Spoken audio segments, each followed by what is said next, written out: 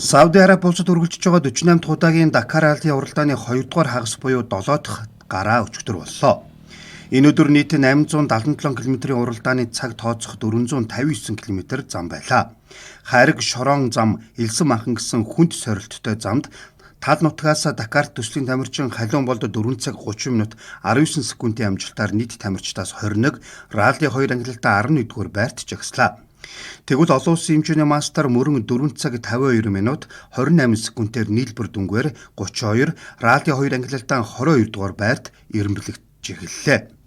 7 дахь гарааны моцоглын төрөлдөө Аргентины Лусиано Бинуайдис төрүүлж, Испаний Эдгар Синет, Францын Адриен Ван Бивернаар удаалжээ. Өнөөдрийн 8 дахь гараа Ведад Дивашир хотод болно. Тус гарааны суурингийн замд 589 км бол уралдааны цаг тооцох нь 326 км байх юм а.